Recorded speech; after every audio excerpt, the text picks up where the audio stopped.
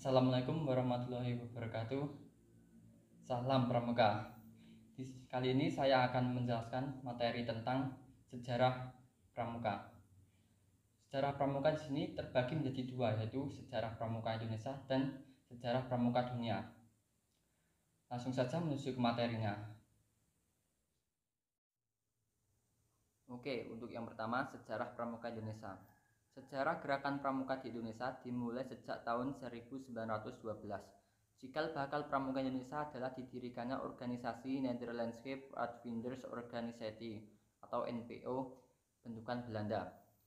Kemudian pada tahun 1916, organisasi tersebut berganti nama menjadi Nederlands Indische Padvinders Vereniging (NIPV).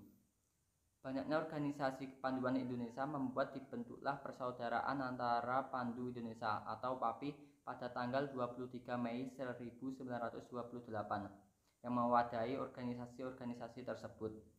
PAPI kemudian berkembang menjadi Badan Pusat Persaudaraan Kepanduan Indonesia atau BPPKI pada bulan April 1938.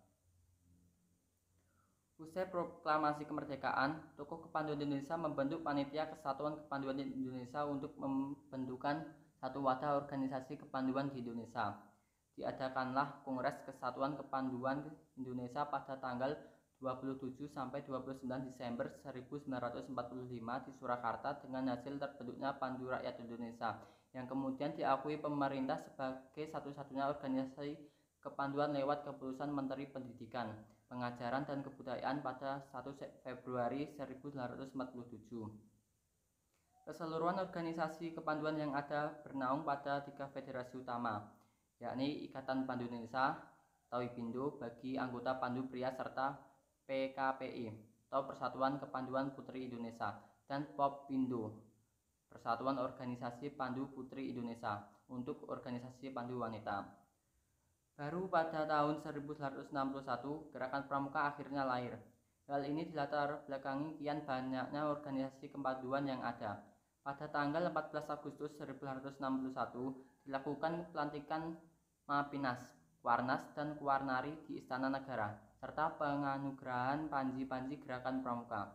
Tanggal 14 Agustus kemudian diperingati sebagai Hari Pramuka. Untuk yang kedua, sejarah pramuka di dunia. Sejarah pramuka di dunia dimulai sejak awal abad 20. Baden-Powell dikenal sebagai pemrakarsa gerakan pramuka di dunia. Pada tanggal 25 Juli 1907, Baden-Powell yang menjabat sebagai Letnan Jenderal Tentara Inggris mengadakan perkemahan pramuka di Pulau Brownsea, Inggris. Pada tahun 1908, ia menulis buku Scouting for Boys tentang prinsip dasar kepramukaan. Peluncuran buku tersebut menjadi cikal bakal lahirnya gerakan pramuka. Sejak itu, kian banyak muncul organisasi kepramukaan. Gerakan pramuka tidak hanya dikenal di Inggris, tapi juga di negara-negara lain di dunia. Awalnya, gerakan pramuka hanya didominasi laki-laki, namun sejak tahun 1912 muncul organisasi pramuka Girl Guides yang didirikan dengan bantuan adik perempuan Baden-Powell, Agnes. Organisasi kepramukaan perempuan ini kemudian dilanjutkan oleh istri Baden-Powell. Organisasi kepramukaan di dunia terus berkembang. Pada tahun 1916, berdiri organisasi pramuka usia siaga bernama CUB atau Anak Serigala yang dilengkapi buku panduan kegiatan merujuk pada buku The Jungle Book. Di tahun 1918, Powell mendirikan Rover Scout untuk kelompok remaja usia 17 tahun. Pada tahun 1922, Baden-Powell menerbitkan buku Rovering to Success atau Mengembara Menuju Sukses. Buku tersebut menceritakan seorang pemuda yang terus mengayuh sampai hingga akhirnya menuju pantai bahagia. Buku tersebut kian menginspirasi berkembangnya gerakan kepramukaan di dunia saat itu.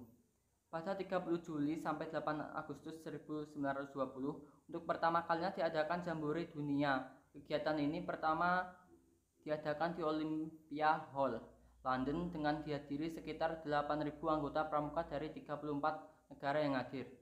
Di acara itu, Baden-Powell dinobatkan sebagai Chief Scout of the World atau Bapak Pandu Sedunia.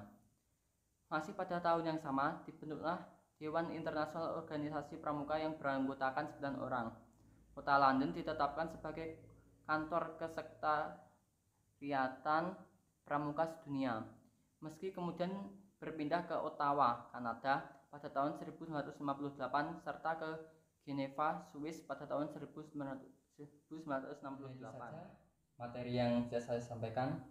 Jika ada kata yang kurang berkenan, mohon dimaafkan. Sekian dari saya. Wassalamualaikum warahmatullahi wabarakatuh.